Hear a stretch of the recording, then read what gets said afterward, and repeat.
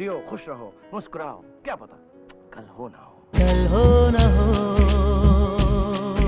Hi everyone, shalom, ciao, namaste. I am Ilana, aka Almar Superstar, and welcome to my channel. This is PCP, Pop Culture Psychology, AmeriBolly edition. I am so excited because today I am going to be discussing Kal Ho Naa Ho, which is one of my all-time favorite Bollywood movies, and today is actually the 17th anniversary of release, and oh my god, I cannot believe that this little gem is that old, which makes this little gem that much older. I love this film so much that when they took it off Amazon Prime, I freaked out and bought it on YouTube so I could have it with me anywhere, anytime. Luckily, it's now on Netflix. Another reason that makes it special is because it was one of the few Bollywood films I watched with my ex-fiance David, and Kal Ho Naa Ho, which means tomorrow may never come, was kind of like our inside phrase. And actually, one of the times we broke up, I said, "You do not get Kal Ho Naa Ho." I'm crazy, what can I say? It was the second highest grossing Bollywood film of 2003 and won 8 Filmfare Awards, 3 out of the 4 acting categories, and I honestly feel that if Koi Mil Gaya was not in the running, it definitely would have swept the 3 other major categories. The screenplay and script are in the Margaret Herrick Library for the Academy of Motion Pictures Art and Sciences, and honestly, Kal Ho Naa Ho is a bit of everything. It's romance, comedy, drama, it's even a bit of a buddy flick at times, and really, it's just a tearjerker, and I was rewatching it last night to get my notes correct, and I decided that Kal Ho Naa Ho definitely ranks up there with Bohemian Rhapsody and Me Before You, that it's such a powerful viewing experience that you kind of don't need to watch it again. However, with that being said, I've seen it like 4 times. It was a bit long for my liking, and while the slapstick moments tied the movie together for levity, I felt like they could have taken quite a few of them out because they just seemed redundant and over the top. But I will say that this was a very mature piece for Karan Johar to write compared to his previous melodramas. I would not consider Kal Ho Naa Ho a melodrama because it had more poignancy. The soundtrack is one of the best film soundtracks ever in my opinion, and considering it won multiple awards, I think that definitely speaks for itself. It's the Time to Disco is one of my calm down, get happy songs. Kuch To Hua Hai is a love-struck melody that you just can't help but smile whenever you hear. And I told my cousins that I highly expect them to give me a flash mob to Mahi Ve when I get engaged. Hopefully to Karthik Aryan, or Michael Morion, or Alexander Rossi, whoever comes first. Or, you know, whoever comes first.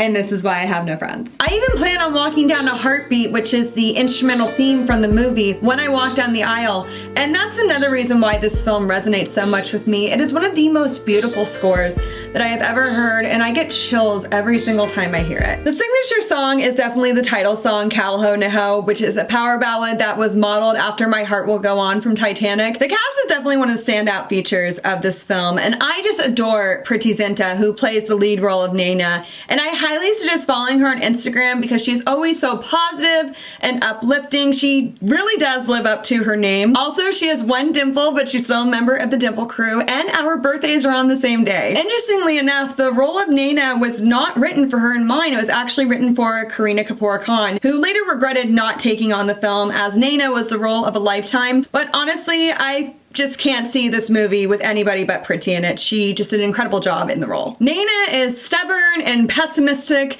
and uptight, and this obviously stemmed from the loss of her father, and that loss affected the entire family. There's one scene in the beginning when Naina gets home from her run and her mother Jennifer is just getting off the phone, and they're both wiping their tears and lying to each other about their feelings. I think these are definitely side personality traits of depression because I've exhibited this before. Wow, that's gonna bode over really well for any potential dates seeing this. I'm not like that all the time, I swear.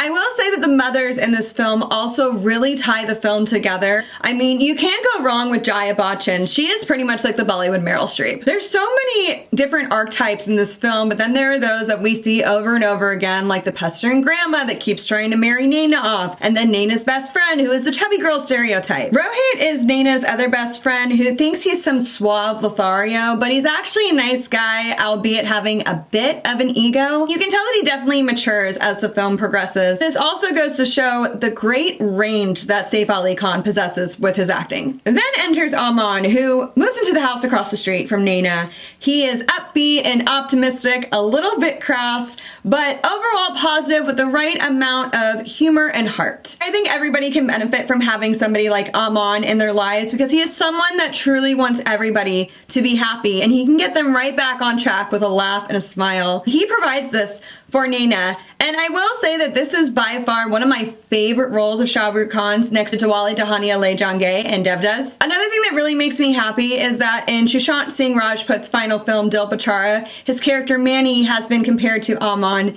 and I think that that's just wonderful. There's definitely this aha moment when Aman and Naina first meet, and you can tell, you can feel it right away upon that first look. And later on, Aman tells Naina, he asks her, why does she feel the burden to carry the weight of the world on her shoulders, and that she needs to live and appreciate the life that she has, to smile and be grateful. This was really the driving point of the film and further cements the sentiment of tomorrow may never come. So great love story, right? The sad girl meets a wonderful guy, comes out of her depression, and they fall in love. Except here's the catch. Aman is dying from a terminal heart condition. He even goes as far as to tell Naina that he's married to his doctor, but he takes it upon himself to find her a new love in Rohit, so her now rejuvenated soul does not die again. Rohit does fall in love with Naina as the film progresses, but he knows that she doesn't love him, and he even tells her that when he proposes to her, but that he knows that she'll reciprocate his love one day.